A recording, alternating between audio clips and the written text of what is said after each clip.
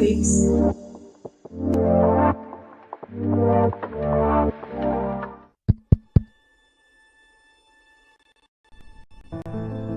O amanhecer não é apenas uma nova manhã, mas o nascimento de ideias que têm o poder de remodelar o futuro. É assim que trabalhamos.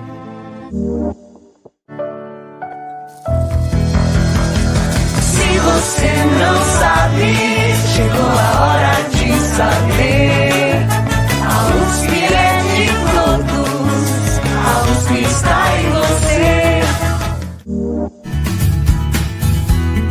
Nos dias atuais, o tema sustentabilidade tem se destacado e a discussão sobre a qualidade dos recursos ambientais vem à tona para repensarmos sobre nosso modo de vida.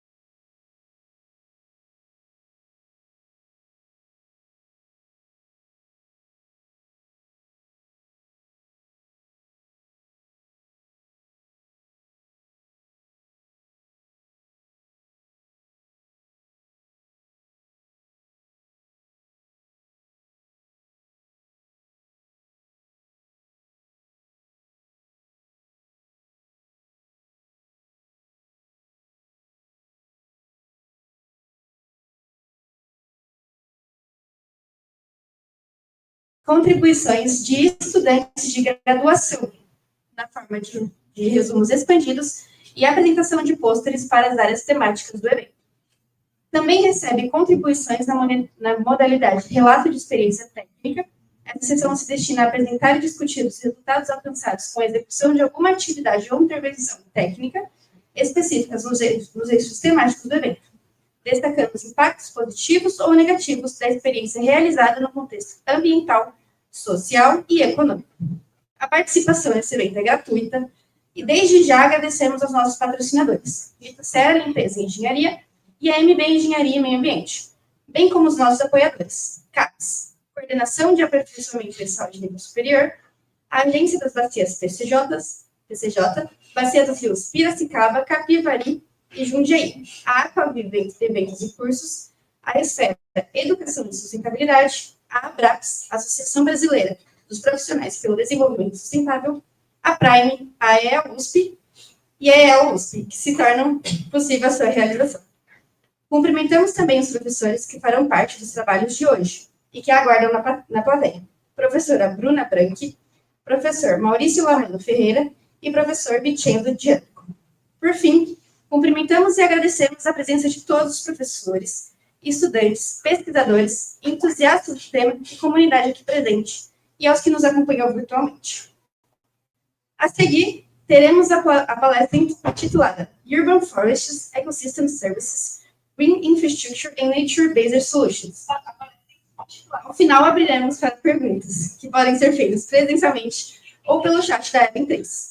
Convidamos agora ao palco para a composição da mesa de trabalho, Bruna Brandt.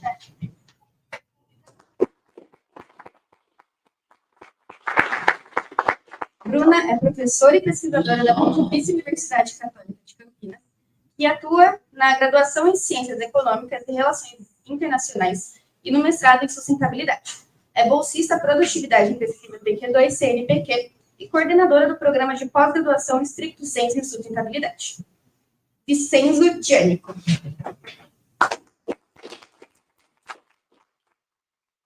Doutora em Biodiversidade, Agricultura e Meio Ambiente, no Departamento de Agricultura e Ciências Ambientais, da Universidade de Bari, na Itália.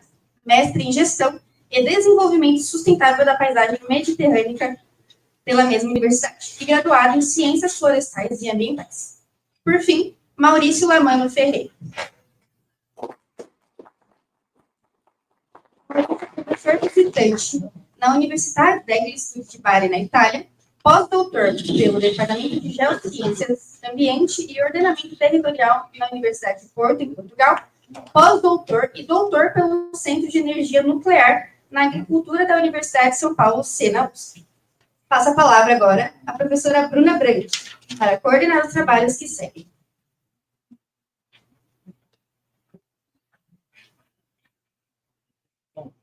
Boa noite a todos. Buonasera. Welcome to everybody who are watching from the online transmission, and for those professors and students who are Boa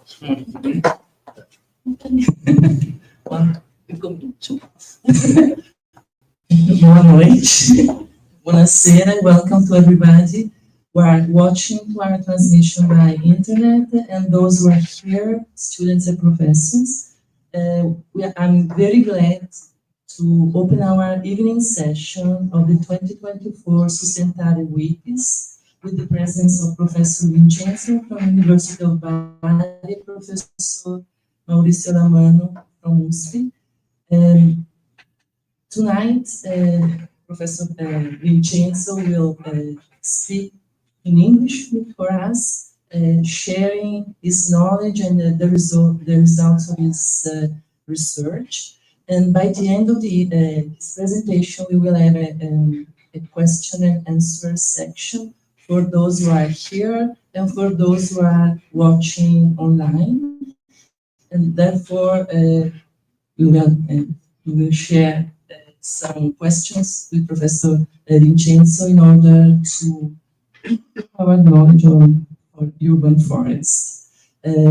Well, I think that that's enough for me today in this moment, and I will leave Professor Lamano start the presentation. Thank you very much. It's a pleasure to be here in this university, PUC, in this event in partnership with USP.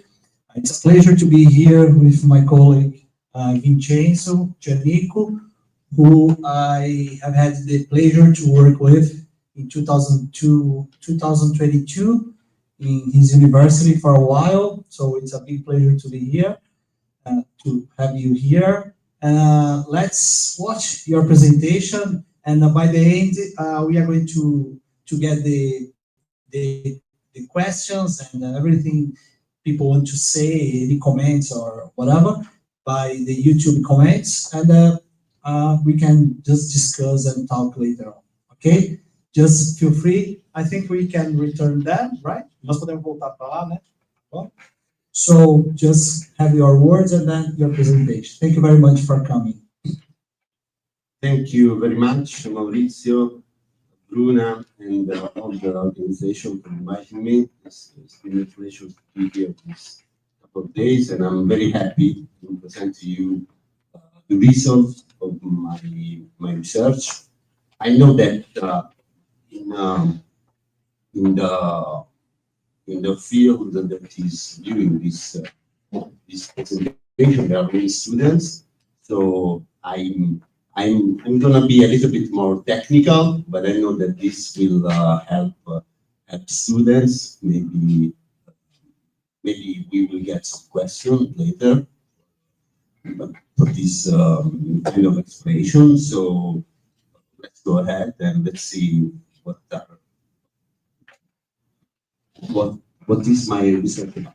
So I'm working with remote sensing technology, and in particular optical data and LiDAR data. We will go in more detail later, but first I want to introduce two kind of problems we have with analyzing urban forests and association with human well-being. So it's the scale.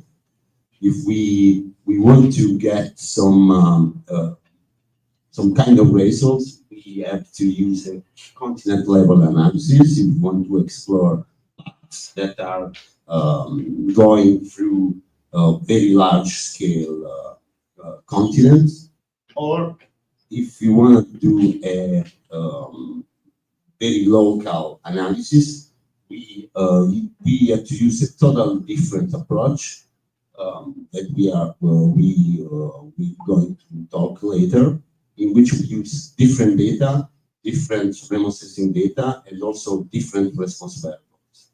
So let's start with the continent level analysis, why it's important, how we approach it. So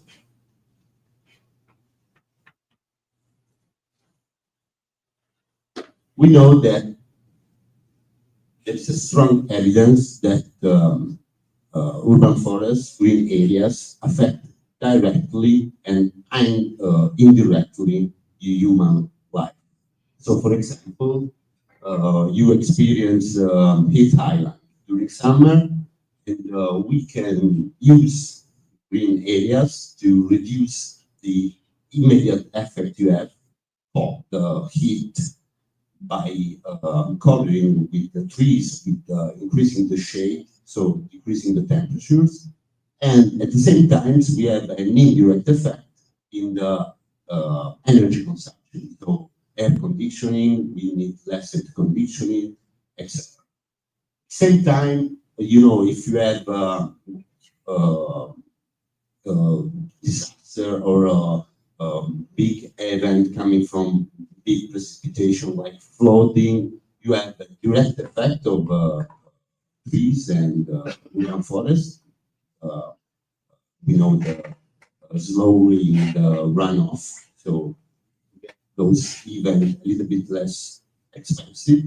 And at the same time, we lower the cost of the reconstruction that the city of all the damage that the city could have had after an event, extreme event like this.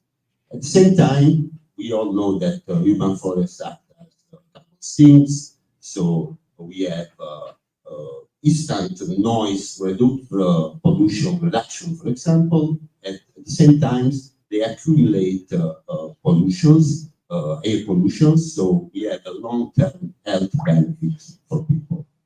So not less important, especially when we want to give our research to our governors, is get some impact from people. So understand how people perceive those benefits, if they perceive it or not, because if they don't, no governor will do anything about it, will not get any votes. So why do it? While if you know that people perceive immediately some kind of benefits, we have more chance to get our research to some practical use. So why we should continent in this case? So we have Europe here.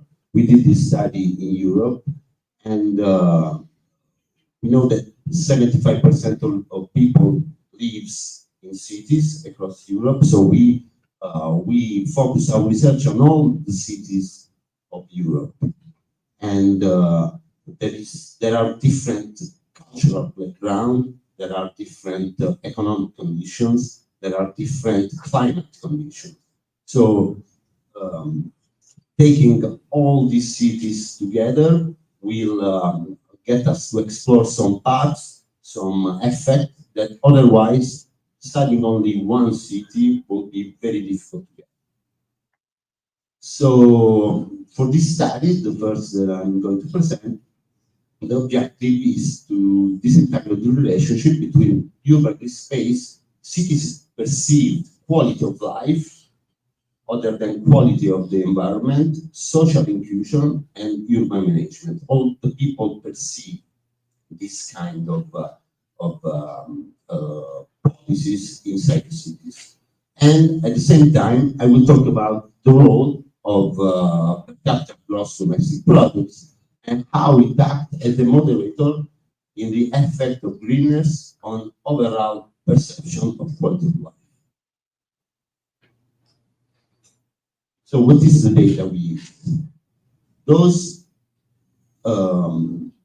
is a series of items, so a series of interviews that European Commission does to each city. So they took like 500 people for each city, and they asked all a large variety of questions regarding how they are satisfied about the public transportation, healthcare, education, how is the management, housing and job finding, availability, safety, all sorts of questions about the environment, at quality noise level, etc.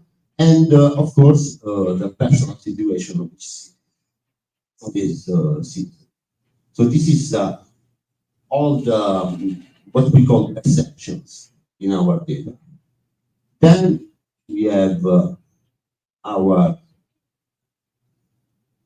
economic data, which is coming from OECD regional statistical database that basically cover over 700 cities around the world that are at least 150,000 people in inhabitants. It gives demographic and economic data, like, for example, GDP. And when we ask this kind of question from the city itself, if they don't get it, they will retrieve it using remote sensing. So, for example, the GDP is actually coming from this global human settlement population grids, which is kind of a grid that tells us how many people are in each part of our map. And we, from that, we can retrieve the GDP, the gross domestic product. Finally, we have our predictor variable, which is the greenness, the urban forest. How we estimate the urban forest? There are many ways. In this case, we choose to use the NDVI, Normalized Difference Vegetation Index, which is a classical proxy of green areas of urban forests. This is calculated from the remote sensing satellite Landsat. It's a very easy calculation. It's based on how the leaf responds to the light from the sun, and on the basis on how it responds, we can see if there is vegetation in some part of the map, if this vegetation is healthy or not. So we can map this over an entire continent and get easily, like you can see down here on the left, the percentage of green areas in each cities. Okay.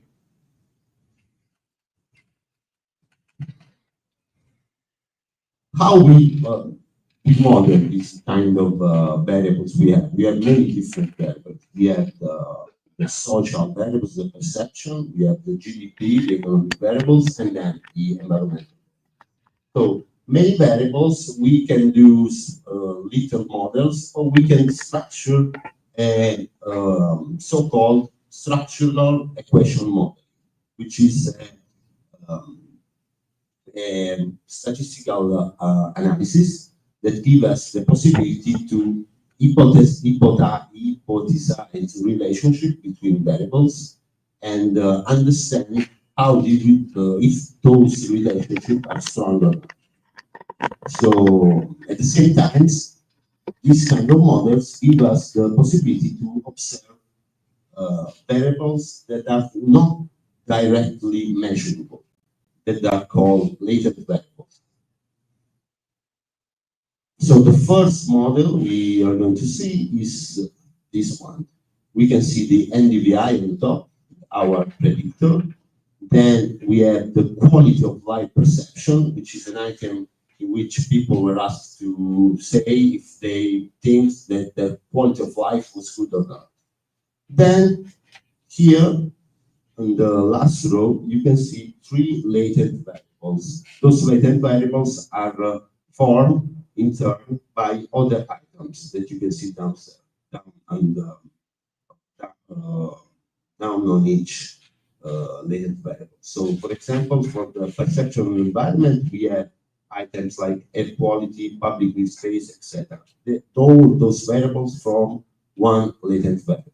Then we have perception of social inclusion. We have trusting people in the city, difficulty paying bills, etc. And finally, the perception of urban management. So those three variables were our response variables, okay? The quality of life, our mediator, and the NDVI, our predictor, okay? The second model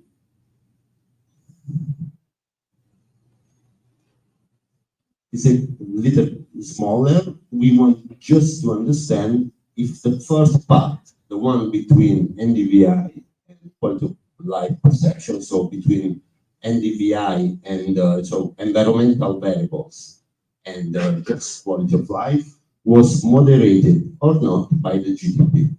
Okay? And here are the reasons. So, quality of life is a very good mediator of the relationship between greenness and the tree structure, the tree latent variable. All of three. The strange thing is that NDVI was not directly affecting these latent variables. So, for example, we cannot say that NDVI will make perceive better urban management. But we can say that NDVI will give people a sense of quality of life that in turn will generate a better perception of urban management. Same thing, exactly the same thing for social inclusion and the perception of the environment.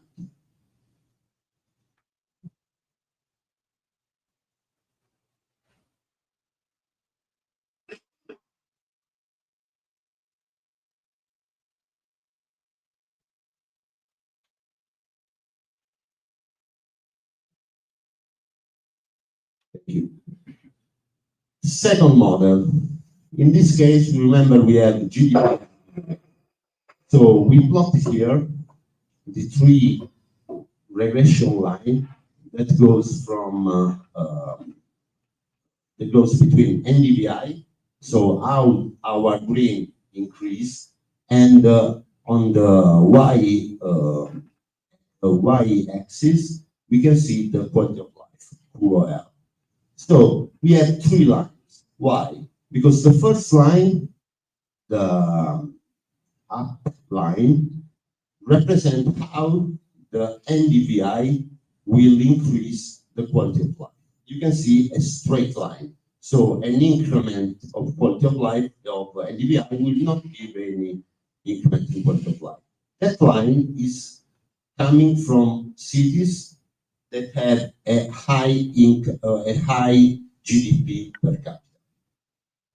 The lower line, the black one, the last one, is, you can see how the NDVI is increasing a lot, very steeper, as the quality of life increase. So this means that a small increase of NDVI, of green area, will give a lot of quality of life to people that lives in low-income cities. Okay, so we had these three parts that our green space is acting in 3 different income level of income level cities. Okay, let's go ahead. This can be also explained by the fact that Europe, you can see the map there. You have to know that actually we can have a gradient that goes from south to north, where south we have low income cities, then through as we go north, the income increase, the GDP increase. Same thing for climate. We have very dry and very high heat, very high temperature in the south, while those decrease when we go north, of course. Of course, it's the opposite of here, actually. And so this is following the same trend. So we can say that in cities in the south, where there are fewer trees, there are fewer urban forests, a small urban forest will increase the quality of life a lot, because we'll give a lot more ecosystem services, like decreasing of heat wave effect, decrease of noise pollution, etc. While in the north, this is not very effective, because first of all, they already have a baseline of a lot of green areas. So more green areas will not affect them that much.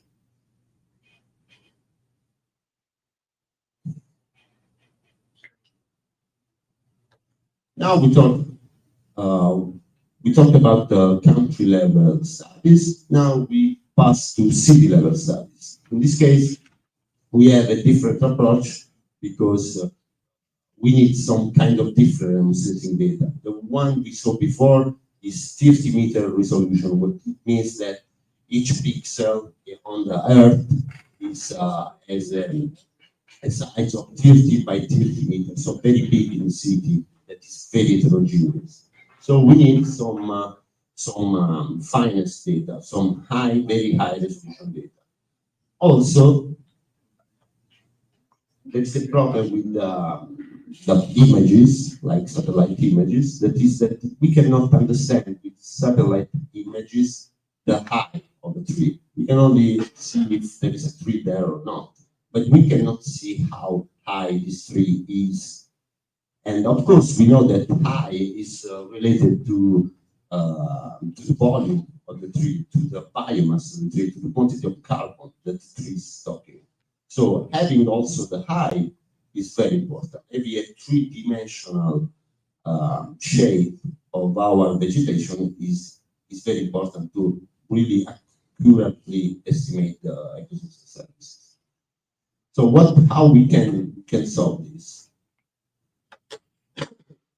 We can solve this using LiDAR, light detection and ranging, basically a laser scanner. As you can see here, we have the representation of the city, this time as a point cloud. So we can see that here in top right, a small house, the red one. Then here, those are all trees, and the ground is brown.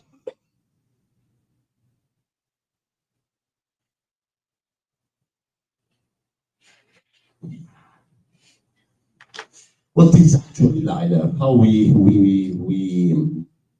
remotely sense it. So, but nowadays we can find LiDAR mounted on satellite, LiDAR mounted on drones, etc. But the classical way to take LiDAR of the city is to mount this LiDAR sensor to an airborne. We make this airborne fly through the city. There is a small sensor mounted on it that basically scans every part of the city. There is a laser impulse that goes, touches surface, come back, and we, based on how is the time between the launch of the impulses and when we receive, based on the inclination, etc., we can retrieve exactly where the surface was. Okay. A good thing about LiDAR is that each single impulse can actually give back more than one return. Okay, this is a very important information because, for example, if we know that that point is coming from the first return, we can imagine that that is coming from the top of the canopy, the first part of the tree. If the LiDAR tells us that that is the last return, we can imagine that that return is coming from the ground because it does all the branches, all the leaves, and then finally touch the ground. This is a very good information because you have to imagine that when we get the LiDAR, we don't have any information about what each point is. So each point can belong to ground, to trees, to buildings, we don't know. We have to use algorithm to classify each of these points. So this information is very important. This is an image of points without classification. We can see with our eyes that this is a tree, a couple of trees, maybe a small shrub on the right. But those are all colors that does not give us any information. While there you can see 1, 2, 3, 4, 5. The legend is the number of return. If you now think about the number of return, you can see the green one are all in the top. So we can use that information, while the red and orange one are mainly on the base.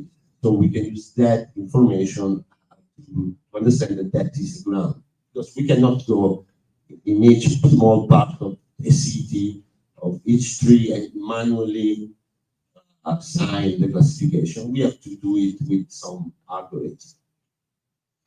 Well, how we do, like this is, I will be very fast on this. We assign all the ground points using the information about the return, and then we connect them together using some rules like the distance and the angle they should have together. Then, based on how the surfaces are, we can decide if that particular group of points is a building or a vegetation, because a building will give you a planar surface, while vegetation will give you a rough surface. So we use that information too. And so at the end, we pass from that, no classification, to the completely classified LiDAR. How we use it in forestry, especially in urban forestry, we have two kinds of approaches. One is the single tree approach. So basically, we use the LiDAR. We take each single tree inside the LiDAR with some segmentation algorithm to extract the shape of a single tree, and then we can actually do species detection. We can actually measure each branch, the trunk, and give a good estimation of hypogram miles. And we do this with very high resolution data, and it's pretty expensive in terms of time and also computational cost. Yeah, here you can see a segmentation algorithm up left that is segmenting each single tree, same thing on the right. And here you can see a very high resolution LiDAR data, which we can see these spines, and we can actually measure each single branch. This is many times not the case at all. Many times we have very dense forests and low resolution data. So we have to use another kind of approach, that is the area-based approach. So what we do is it's kind of good in terms of computational and in terms of cost, because it's very easy to process. And we can, the only things that we need is field data. So we need a little bit of plots in the field because we need to measure some of our metrics that could be biomass, volume, diameter,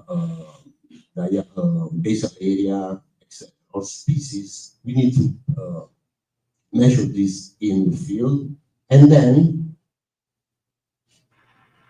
we have to compare this field calculation with LiDAR metrics. So we take the same area in which we took the field data, we extracted the exact LiDAR clouds, LiDAR point clouds, and we extract a series of metrics coming from statistics that can be percentiles, mean, skewness, kurtosis, etc.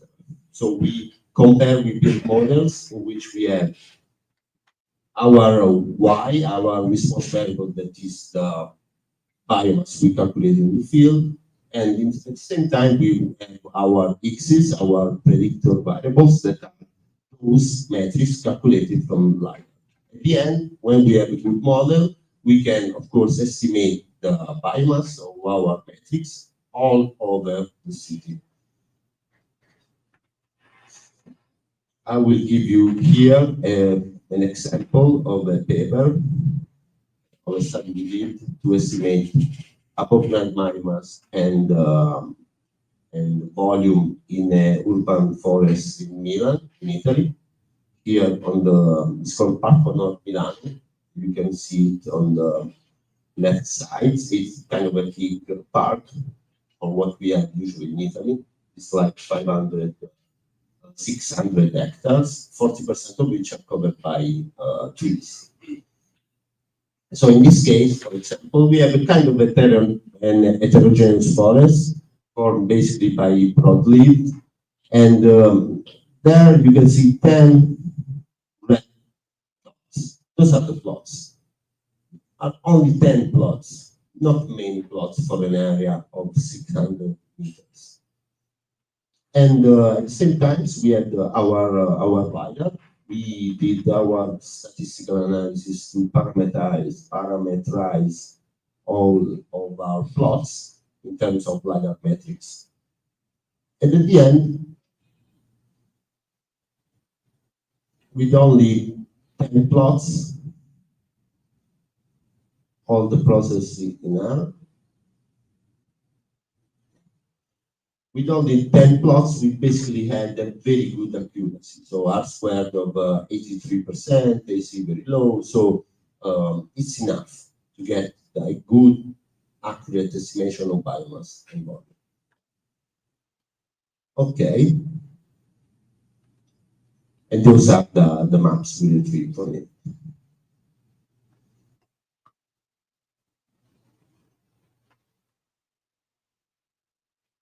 Then I'll go to the last part of this presentation, that is how we manage the LiDAR data and the exposure and the human health. So we use LiDAR as green space exposure and data on human health, not perception, but real human health coming from hospitals. So data coming from hospitals. We did a couple of papers about this kind of analysis, and here we can see that same thing. With NDVI of 2D data, we call in this paper, we cannot never have the same kind of information we have from LiDAR. So we need something more. As same things here, we know that three-dimensional features, so height of the tree basically give us a lot more information about the ecosystem services provided by the green areas. And so in this study, what we did, we created a framework in which we took our radar data, we extract our metrics that we saw before, then we will go in more details about it. Then we extracted those indicators, around the address, residential address of citizens of Rome. Then we compare this information with the health data that we have on those citizens. So here we can see our cohort is called. So we have the city of Rome, and we have data from 1,200,000 subjects. I know that this is not a lot for Sao Paulo, but for Rome it's like half of the city. So it's a lot of data.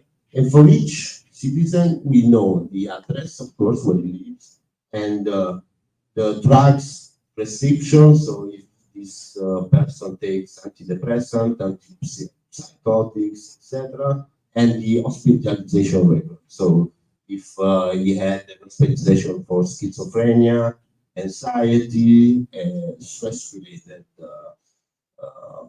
health condition. So we focus in this first paper. We focus on the psychiatric health conditions.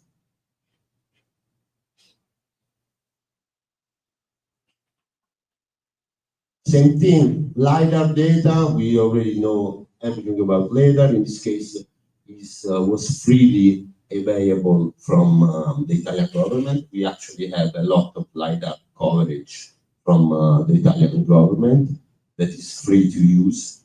It's a little bit low in resolution, but it's still very good data. And sometimes it does not match every part of our study area. It can be used. We don't need to do another one. So we extracted our metrics. In this case, they were kind of different in comparison with the study we did before. We just extracted the green volume. So we took all the points belonging to the vegetation and we calculate the volume of it. Then we put together all the points belonging to the gray volume, which is all the volume coming from buildings. And we put it together, and we calculate the volume in a meter, cubic meter per hectare. And then we had another kind of indicator, which we call the NDGG, natural normalized difference green-gray indicator, in which we did the calculation for each part of the city, in which we want to understand the ratio between green and gray. So if we have a park, this park will get an NDGG much more higher than if we have the same amount of vegetation but surrounded by buildings. Okay, you taking into account the relationship between green and gray, not only the total gray or green. Okay, it's the same thing we do with the NDVI, same formula.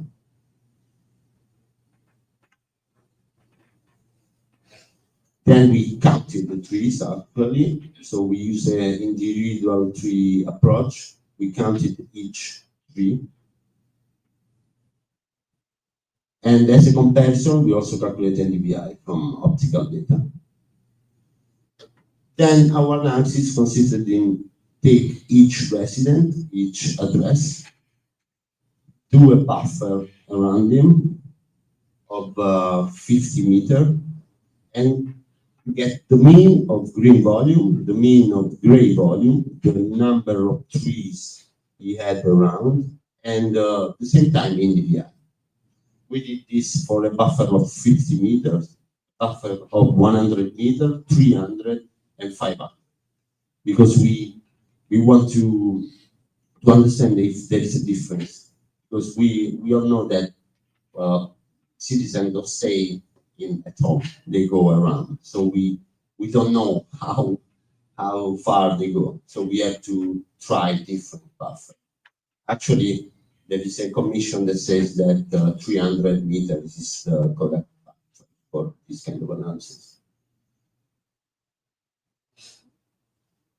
So very briefly, I present you the results. As you can see, here we have the Cox hazard ratio. This number on the right tell you if there is an effect or not on each variable. If there is an effect, we have the bold numbers. If this effect is less than 1, we can say that is a reduction in the hazard. If it's more than 1, there is an increase in the hazard. So, for example, here for the first one, the antipsychotic drugs, we can say that number of trees will reduce the hazard. So just number of trees between all those variables will reduce the hazard. Okay, if we increase the number of trees, we can say that the prescription of antipsychotics will decrease. Lithium and mold stabilizer. This is even more good results because we can see that all our results here are bold. So each one of these variables is important as an effect. So we can say that increasing green areas without knowing if it's a tree, a shrub, or just green, grass, we will have a reduction of prescription in lithium and mold stabilizer. If we increase the green volume, same things. If we increase the number of trees, same things. If we increase the green volume, we will have an increase in lithium prescription. Okay, because look, is 1, more than 1, so there is an increase in the hazard. So if we increase the number of buildings we have around, we will increase the mold stabilizer that people are taking. Finally, anxiolytic, hypnotic, and sedative drugs. In this case, you can see that NDVI green volume are not significant, but number of tree green volume and NDGG are. So this said to us that NDVI will have never been able to exploit this kind of relationship. Even green volume will, so the biomass will not have any kind of association, but number of trees, gray volume, and NDGG will give us the increase or decrease in hypnotic sedative drug prescription.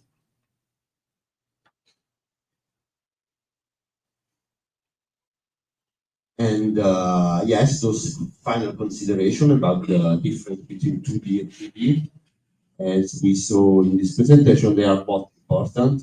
We don't have LiDAR data for all over the world, or for Europe, or for a continent.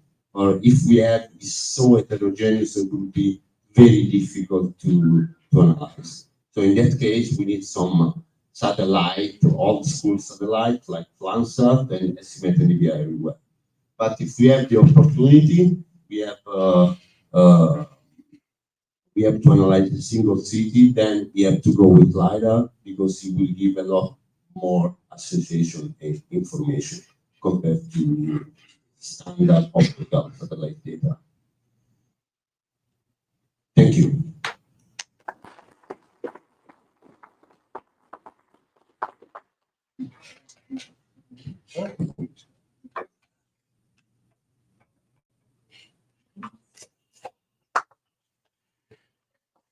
Tirar a apresentação.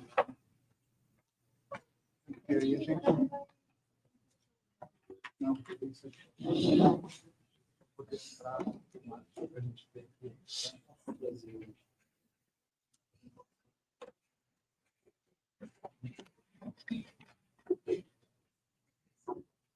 Assim?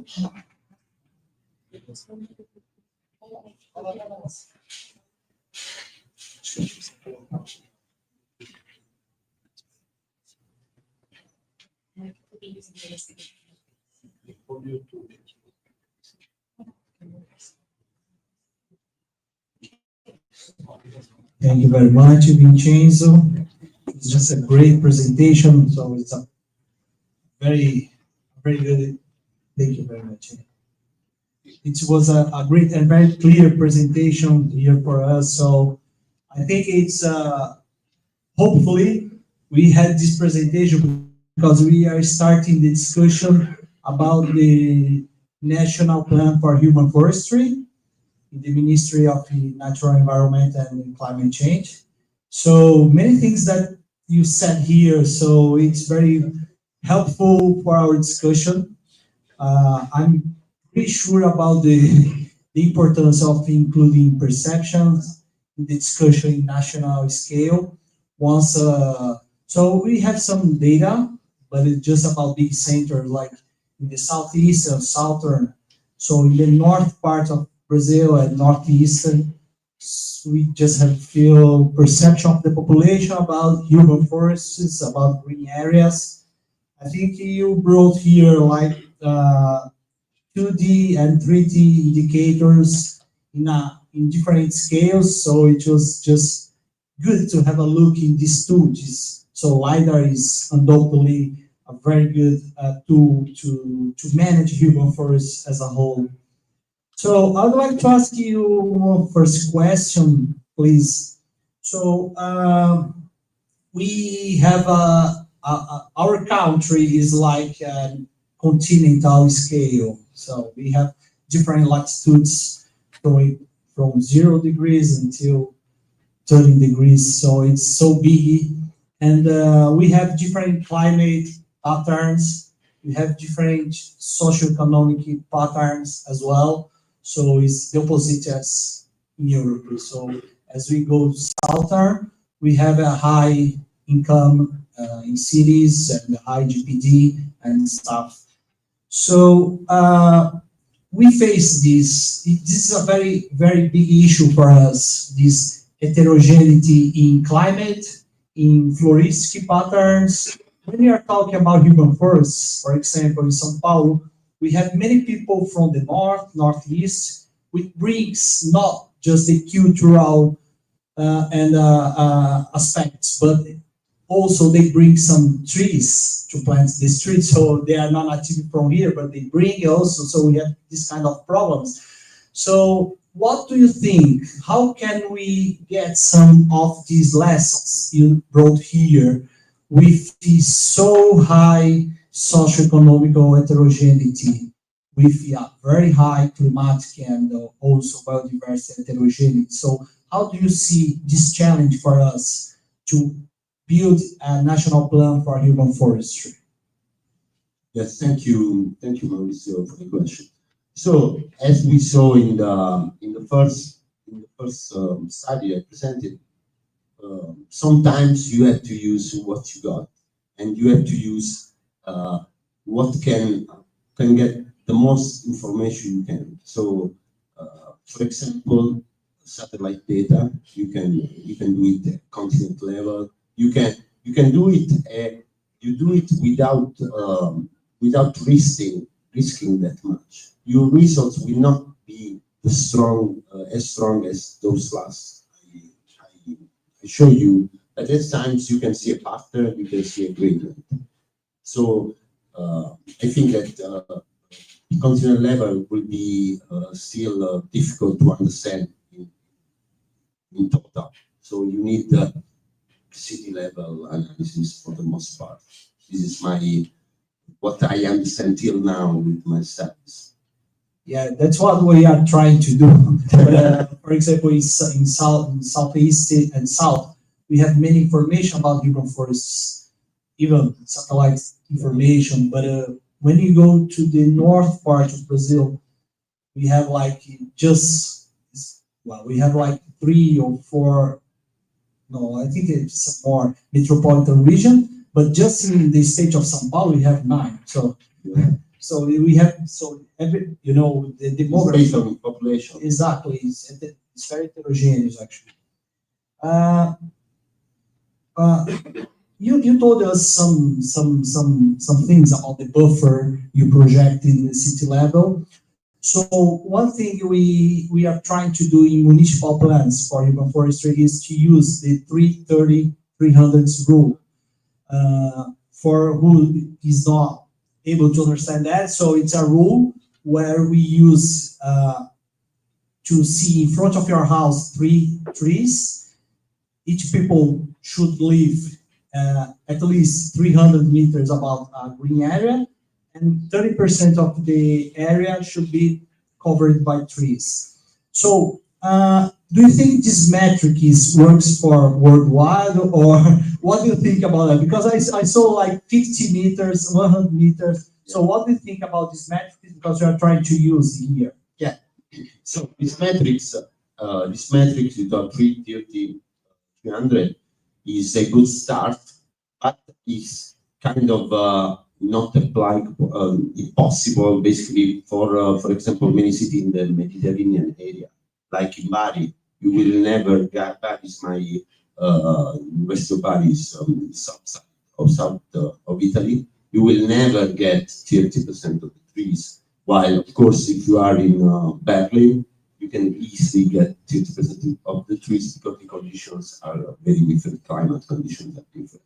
So it cannot be a standard for every latitude. It's impossible. At least the 30% part. 300 meters from a tree is an objective we can all do it. 3 trees from a window also is an objective that can be done. It's a good start because I can see that this rule built in a guy from Netherlands at the end has been applied everywhere in Australia, here in Brazil. It's very effective with the administration. So it's a very good thing that is there. Sometimes it's impossible, but I agree with that kind of standards. Yes, we are just putting to discuss this rule because we need to have some metrics just to start planning everything.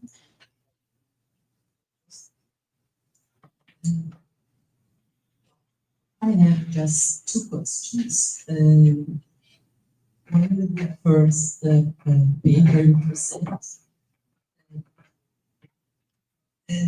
You use, and I like very much this structural equation model. I think this is a very important and useful statistical instruments for study in different areas. And so watching it, I could understand the result of your research quite easily.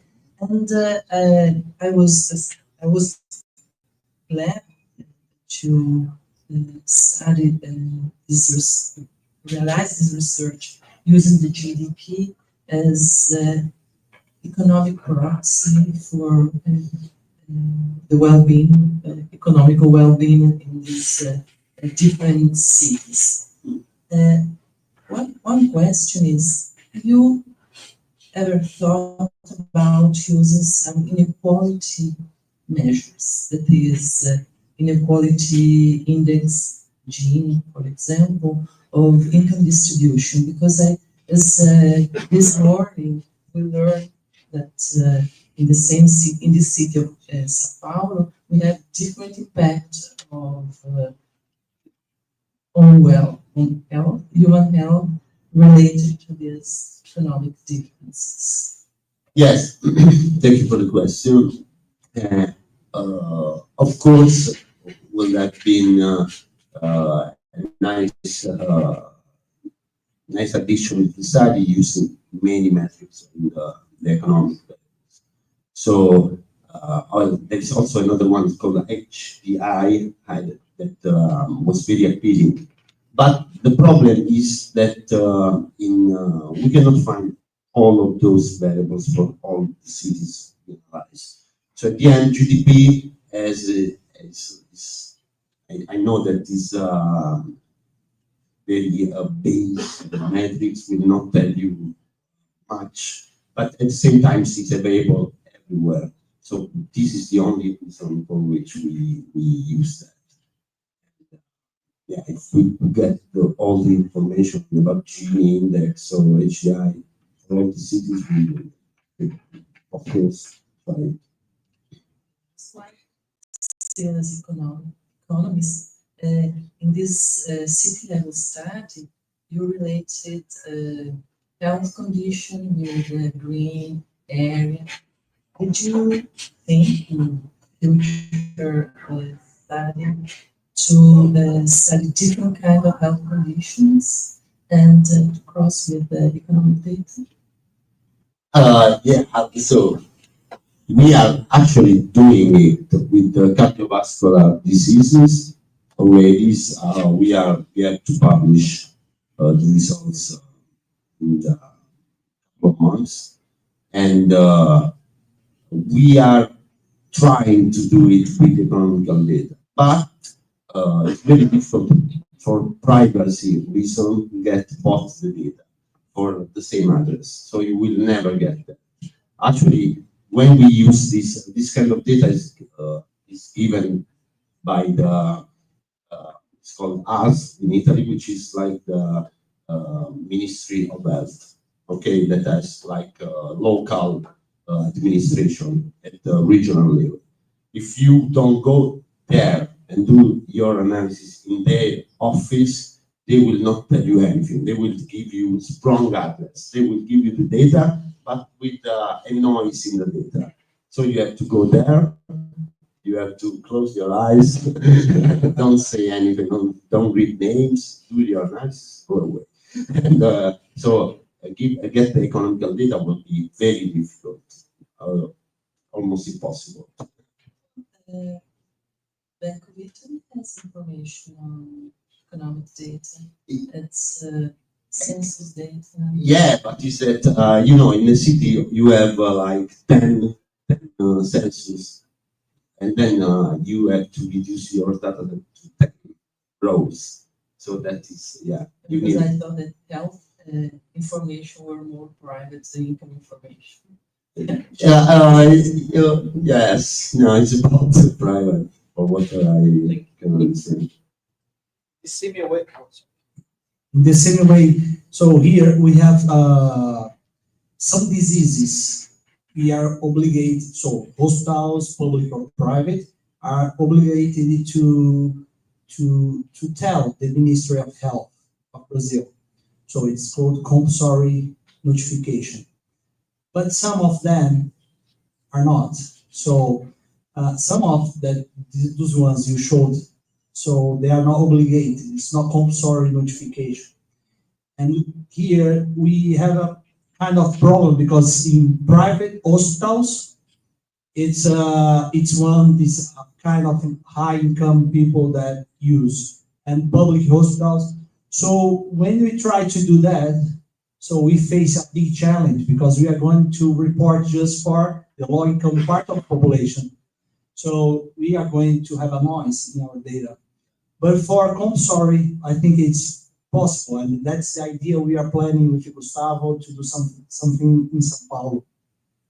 So my question in this sense is, do you think to work with different kind of diseases, non-communicable diseases, hypertension, obesity, diabetes, even other like mental diseases, to work together is better than work separate, is better than work all of them together? Why I'm saying that? Because some part of the population, São Paulo, for example, suffer of many of these diseases. So we cannot separate the diseases like cardiovascular disease. So what do you think about working with all variables together and separated? Yes, you can do it, but so for us, for example, when we plan, the Minister of Health said, we give you everything you want. Okay, but we have to start from something. So we can think about the fact that we go out, we see a tree, and we are happy. So let's start with that. Then we can see that if we saw a good road with trees, we like to walk it. While if we say all gray, we take the car.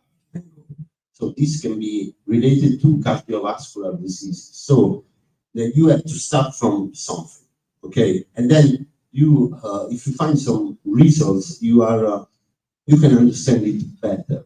If you can do it with all mortality, like we saw this morning, like putting all together just the fact that the person died at some age, or you can of course do a merge of different health conditions. You can do everything. For our starting points, for our start, we thought that this approach was better to start to understand better.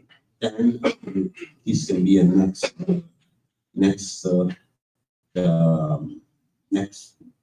study that we can be, because if we get the results that all the health conditions are indirectly associated with greens, then we have to come back and see which one is.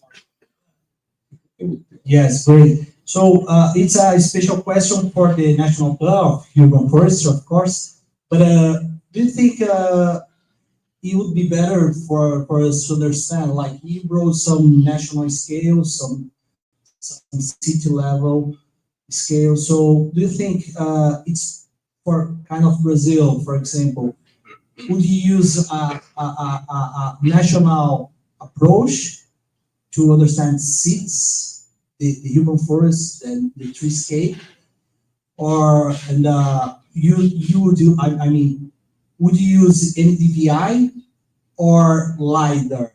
Because what I'm trying to say, is it possible to use LiDAR in some parts, calibrate NDVI and apply NDVI? So is it possible? So do you mean at in all Brazil? Yeah. So it's different for us. Yeah.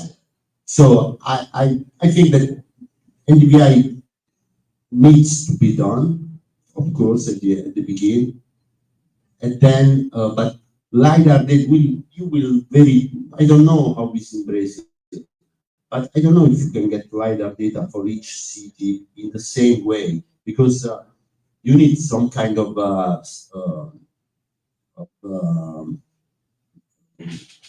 connection between the LiDAR data. If you have a very low resolution LiDAR data and very high resolution data, you have difficulties in putting them together in a unique model, in a unique analysis. So if you have that, of course, you can put together all the LiDAR data from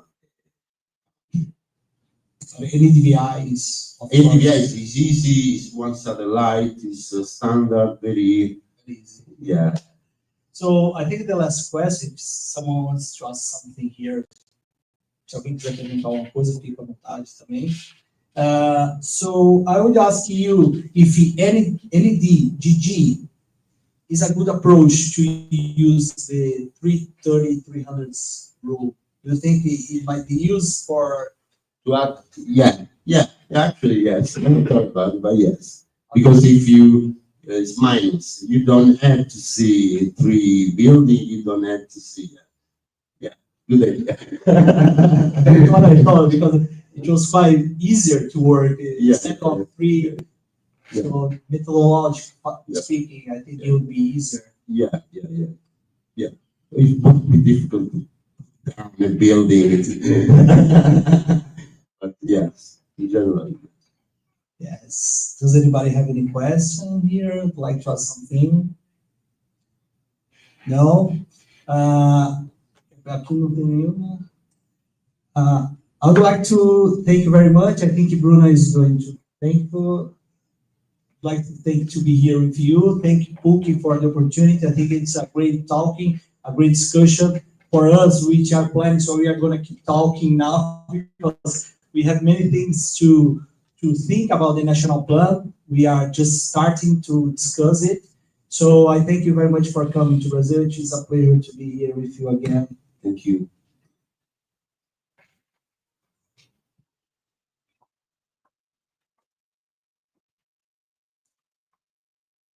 finalizar e eu termino. Thank you very much for your attention. Tomorrow we will still go on with our lectures and talk. But tonight I think was a very interesting and challenging meeting. And we learned somehow new techniques and different approach for studying the effect of urban forests on human health. And therefore, I thank you very much. Thank you to all of you here with us. And I let you finish.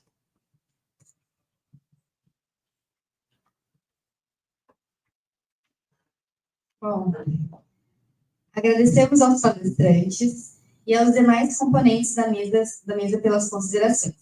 E agradecemos mais uma vez a presença e a participação de todos, presencial e de forma online.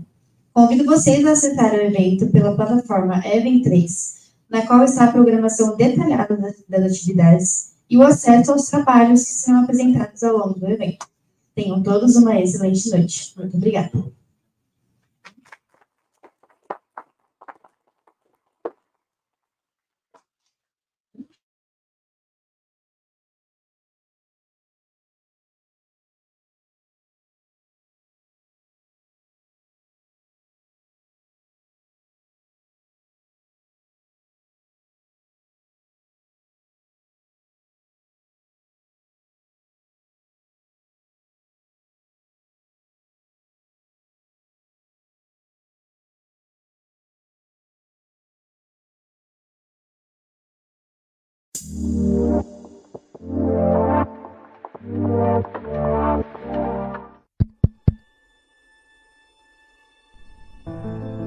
O amanhecer não é apenas uma nova manhã, mas o nascimento de ideias que têm o poder de remodelar o futuro. É assim que trabalhamos.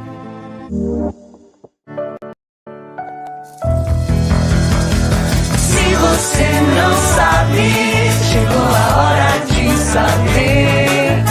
A USP é de todos, a USP está em você. Nos dias atuais, o tema sustentabilidade tem se destacado e a discussão sobre a qualidade dos recursos ambientais vem à tona para repensarmos sobre nosso modo de vida.